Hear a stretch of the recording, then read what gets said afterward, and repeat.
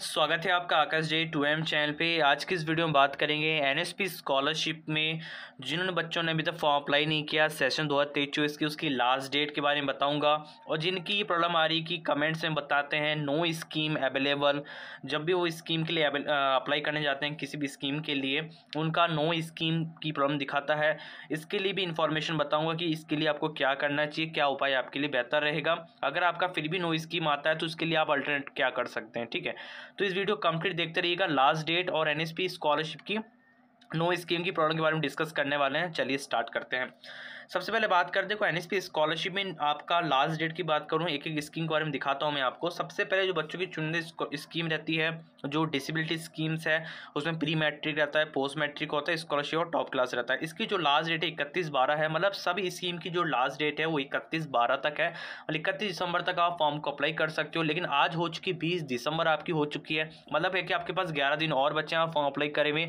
तो जल्दी जल्दी अपने फॉर्म को अप्लाई कर लीजिए। जिन्होंने भी फॉर्म में अप्लाई नहीं किया है, कुछ भी कारणवश उन्होंने अपने फॉर्म को सेव्स ड्राफ्ट कर रखा है, चाहे उनका एनएसपी में डॉक्यूमेंट अपलोड नहीं है, चाहे वो उनके फॉर्म में कुछ गलती हो गई थी, चाहे कुछ भी एक्सेप्ट जो भी कारण, तो अपने फॉर्म को जल्द से जल्द अप्लाई कर लीजिएगा, ठीक है। अब बात आती है कि जिन बच्चों का नो स्कीम दिखा रहा है वो स्टूडेंट क्या करें। तो नो स्कीम के दिखाने वाला प्रॉब्लम है एक स्कीम जिसका सबसे ज़्यादा जिक्र किया जाता है कमेंट्स में, उसका नाम है central sector scheme of scholarship for college and university. ये स्कीम इतना चर्चित स्कीम है, इसको हर कोई स्टूडेंट अप्लाई करना चाहता है। क्यों इसको अप्लाई करना चाहता है? क्योंकि स्कीम में पैसा आपको बहुत जल्द मिलता है। मैं खुद यहाँ पे 3 साल मुझे सेंट्रल सेक्टर स्कीम के तहत मुझे पैसा मिला 3 साल तक, ठीक है।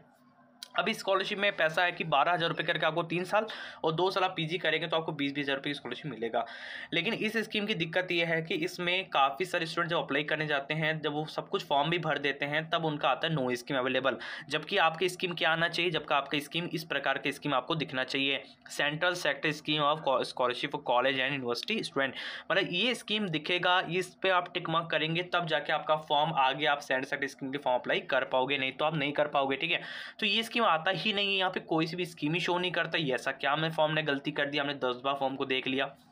देखो, आपके फॉर्म ने आपने कोई गलती नहीं की, आपने फॉर्म भी आई थिंक सुधारा, सही किया होगा। आपकी फर्स्ट प्रायोरिटी होती है कि आप सबसे पहले किसी भी स्कीम के लिए देख रहे हो तो सबसे पहले उसकी एलिजिबिलिटी क्राइटेरिया को ढंग से पढ़ें। एलिजिबिलिटी क्राइटेरिया अगर आप ढंग से नहीं पढ़ेंगे तो कहीं ना कहीं उस चीज़ के लिए मुश्किल हो जाएगा कि कौन कौन से बच्चे उसके लिए एलिजिबल है, कितनी % उसमें चाहिए होता है, आप क्यों अप्लाई नहीं कर पा रहे हो, आप इतना डिटेल भरने के बाद क्यों नहीं कर पा रहे, ठीक है। तो फर्स्ट चीज़ होता है आप एलिजिबिलिटी क्राइटेरिया को पढ़िए। दूसरी चीज़ होता है कि आप फॉर्म को सही प्रकार से अप्लाई करें। जैसे आपका नेम हो गया, आपका रोल नंबर हो गया, आपकी यूनिवर्सिटी स्टूडेंट्स हो गया, जो भी आपका नेम हो वो सब कुछ आप सही तरीके से फिलअप करें। आपका एजुकेशन क्राइटेरिया, कभी कभी किसी स्कीम में एजुकेशन क्राइटेरिया दिया जाता है, कोई टेक्निकल को ज़्यादा फेवर करता है कोई स्कीम, तो कोई फेवर नॉन टेक को फेवर करता है। लेकिन सीएससी स्कीम में टेक और नॉन टेक दोनों फेवर किए जाते हैं। तो इसमें भी आपका डिपेंड करता है आप क्या डिप्लोमा तो नहीं कर रहे हैं, क्या आपने 12 पास किया है कि नहीं किया, क्या आप सेकेंड ईयर में तो नहीं है, आप 12 पास के बाद अप्लाई करें। तो ये सारी चीज़ें स्कीम में लिखी रहती है, ठीक है।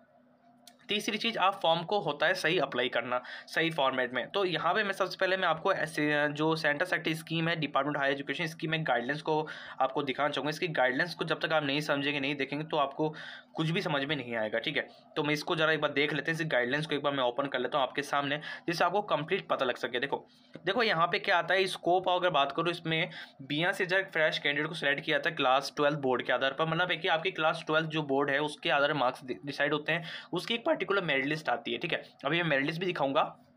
पर्टिकुलर एक हर साल मेरिट लिस्ट जारी किया, जैसे बिहार की हो गई, पंजाब की हो गई, राजस्थान, मतलब हर स्टेट बोर्ड एक क्या आता है मेरिट लिस्ट रिलीज करता है आपके स्टेट बोर्ड, जो कि आपका जैसे आपका आप बिहार बोर्ड से बात हो तो बिहार बोर्ड की वेबसाइट में आपको दिखेगा, आप राजस्थान बोर्ड से तो आरबीएससी की वेबसाइट पर आपको दिखेगा, ठीक है। तो मतलब ऐसी ऐसी आपके बोर्ड से आपको मेरिट लिस्ट आपको देखने को मिलती है कि जो बच्चे सीएसएस में अप्लाई करने वाले हैं उनके नाम ये हैं, उनकी परसेंटेज ये है, उनकी नंबर ये है, ठीक है। साइंस, आर्ट्स, कॉमर्स, ठीक है। सपोज जस्ट एग्जाम्पल के लिए मैं आपको यहाँ पर दिखाना चाहता हूँ, मैं एक सेकंड में आपको दिखाता हूँ। ये सेकंड ईयर है, ठीक है। ये वाला आप जगह देखेंगे, यहाँ पे Bihar school examination board Patna, यहाँ पे लिस्ट ऑफ आउट ऑफ 500 में से यहाँ पे सीएसएस की मेरिट लिस्ट निकाली गई थी। यहाँ पे जो बच्चे एलिजिबल है वो भर सकते हैं। यहाँ पे जनरल कैटेगरी के 375 साइंस के लिए, ओबीसी के 378, एससी के 378, एससी के 360 के लिए, ठीक है। और उसके बाद यहाँ पे क्या गया था, मेल के लिए आर्ट के लिए अलग गया था, कॉमर्स के लिए अलग गया था, साइंस के लिए अलग गया था। तो मतलब ये चीज़ें अलग अलग देखने को मिलती है। ये डिपेंड करता है आपके स्टेट बोर्ड की मेरिट लिस्ट, जिन बच्चों का इनमें नाम आएगा, जिन उनकी लिस्ट भी होती है बाकायदा, यहाँ पे उनकी स्टूडेंट की लिस्ट भी होती है। लिस्ट के अकॉर्डिंग जिन स्टूडेंट का नाम आएगा वही बच्चे यहाँ पे अप्लाई कर सकते हैं। अब यहाँ पे एक चीज़ ध्यान रखना, उनका रोल नंबर, उनका रोल कोड नंबर, उनका नेम परफेक्ट होना चाहिए। अगर आपका नाम है इस लिस्ट में, आप अप्लाई कर रहे हो, आपने सब कुछ सही किया है पर नाम वगैरह, तो अब तो आपका इसमें नाम आ जाएगा। अगर आपका नाम नहीं है CSS मेरिट लिस्ट में, आप ऐसे ही अप्लाई करना चाहते हो, एलिजिबिलिटी क्राइटेरिया भी नहीं देखा, इस मेरिट लिस्ट भी नहीं देखी आपने, तो फिर यहाँ पे आपका नो स्कीम डेफिनेटली 101% आपका शो किया जाएगा। तो इसका मैंने रीज़न मैं आपको बता दिया क्या चीज़ क्या आपको देखना चाहिए। दूसरी चीज़ गाइडलाइंस में आपको ये चीज़ देखना चाहिए कि आपकी एज वगैरह कितनी है, क्या चीज़ आप कौन सी पढ़ाई कर रहे हैं, ठीक है, ये भी देखनी चाहिए। यहाँ पे साफ साफ लिखा गया है कि maximum of BS is a fresh scholarship as एनम are provided for pursuing graduate, postgraduate degree in college and university and for professional course such as medical engineering etc। ठीक है, मतलब कोई से भी कोर्स हो सकता है आपका, जैसे हम लिखा गया है graduate, non graduate, professional course कोई सा भी है, आप इसका एलिजिबल कर सकते हो, एलिजिबिलिटी है यहाँ पे। और स्कॉलरशिप का लोकेशन कुछ इस प्रकार से डिवाइड किया जाता है, वो भी आपको देखना पड़ेगा, ठीक है। तो चीज़ें काफ़ी सारी, आपकी फैमिली इनकम 4.5 लाख जाती है, क्या पता आपने अपनी फैमिली इनकम 6 लाख लिख रहे हो उधर, इसलिए आपको नो स्कीम। तो काफ़ी सारी चीज़ें, पहले आप गाइडेंस को पढ़िए।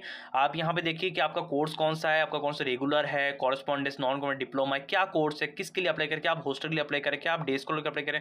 तो सारी चीज़ें यहाँ पे पढ़ी है, लिखी देखी, यहाँ पे सारी चीज़ आप पढ़ेंगे तब जाके आपको अप्लाई करने का मौका मिलेगा। ऐसा नहीं कि आपने किसी की वीडियो देखी, यहाँ बोला कि ठीक है, नहीं है, आप वहाँ जाकर कर दिए, फिर नो स्कीम शो करा, ऐसा नहीं।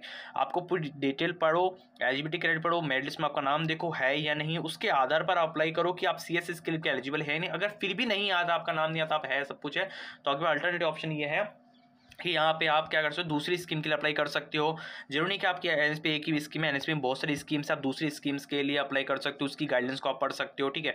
आपको लगता है कि उसकी में है तो उसमें अप्लाई करिए, ठीक है। यहाँ प्राइवेट स्कॉलरशिप अप्लाई कर सकते हो। यहाँ आप स्टेट स्कीम में जाएंगे, देखो स्टेट स्कीम में आपको बहुत सारी स्कॉलरशिप मिली जिसकी अभी चल रही है। आप जिस स्टेट से बिलोंग करते हैं इनमें से, तो अगर आप पंजाब के तो पंजाब की स्टेट स्कीम में अप्लाई कर सकते हो। तो वहाँ पे बहुत सारी स्कीम्स अवेलेबल है, आप उसमें जाके भी अप्लाई कर सकते हो, ऐसा कुछ नहीं है।